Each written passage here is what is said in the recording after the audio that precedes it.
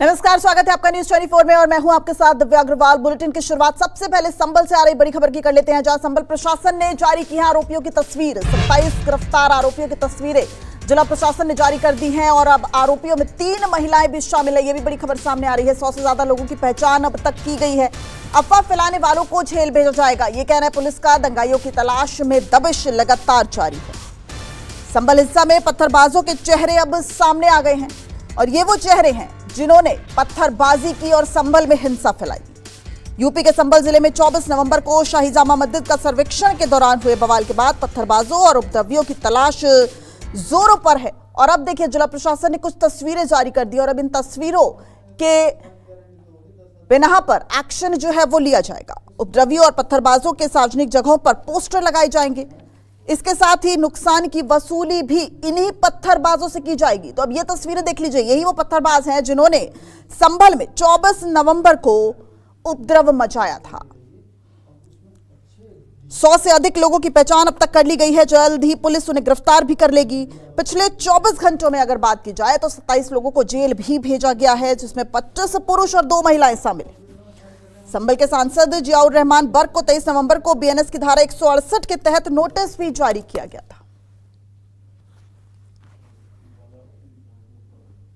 संभल हिंसा मामले में अब तक पुलिस ने कुल 27 लोगों को गिरफ्तार किया है, जिसमें महिलाएं भी शामिल हैं, जबकि 2 दर्जन से ज़्यादा लोगों को हिरासत में लिया गया है, जिसमें नाबालिग भी हैं। और दरअसल पहले से ही ये बात सामने आ रही थी कि किस तरीके से नाबालिग और महिलाएं भी इस हिंसा में शामिल रहे हैं। और जिस तरीके से लगातार सीसीटीवी फुटेज सामने आ रहे हैं, लगातार जो मोबाइल फुटेज या फिर जो ड्रोन के फुटेज सामने आ रहे हैं, उसमें एक एक तस्वीर कैद हो रही है कि आखिर किन लोगों ने इस हिंसा को अंजाम दिया और किस तरीके से वो पूरी तरीके हथियारों से लैस थे। किसी के पास पिस्टल थी, किसी के पास चाकू नुमा हथियार था और कई लोग जो लगातार पथराव कर रहे थे। और सभी ने जो है वो जो चेहरे अपने कवर किए हुए थे बाकायदा सीसीटीवी कैमरों में, जिनमें वो कैद हो रहे थे, उन सीसीटीवी कैमरों को भी नुकसान पहुंचाया गया। तो ये तमाम तस्वीरें अब पुलिस के पास हैं और हो सकता है कि पुलिस इन सब की पहचान के लिए अब इनके पोस्टर जारी कर सकती है, क्योंकि अभी भी बड़ी संख्या में ऐसे लोग हैं जिनकी तलाश की जा रही है, लगातार दबिश दी जा रही है।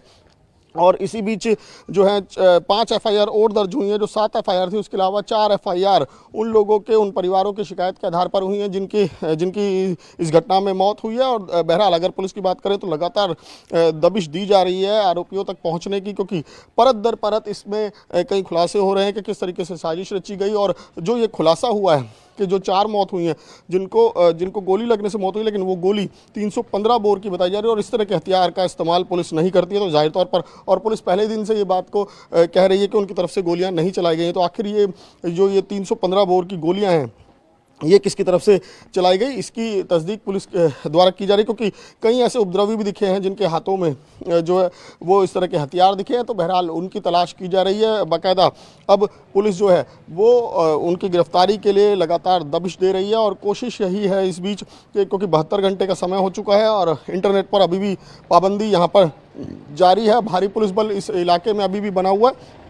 तो अब धीरे धीरे पुलिस भी यही कोशिश कर रही है कि जल्द से जल्द हालात को सामान्य किया जा सके। और हालांकि अब अगर कल की बात करें तो कल काफ़ी ज़्यादा संख्या में बाज़ार भी खुले, स्कूल भी खुल गए हैं। तो धीरे धीरे अब हालात पूरी तरह से सामान्य हो रहे हैं और एक तरफ हालात सामान्य की कोशिश की जा रही है, दूसरी तरफ जो है वो धरपकड़ अभियान भी लगातार जारी है।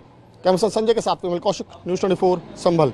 संभल की शाही जामा मस्जिद के आसपास अभी भी बहुत बड़ी संख्या में पुलिस बल मौजूद है और आज एक बार फिर से पूरे इलाके में जो है वो अभियान चलाया जा रहा है। जो जहां ये पत्थर, ईंट और ये जो कंस्ट्रक्शन मटेरियल इकट्ठा है उसको यहाँ से हटवाया जा रहा है, क्योंकि अब 2 दिन बाद शुक्रवार है और शुक्रवार वो अहम दिन है।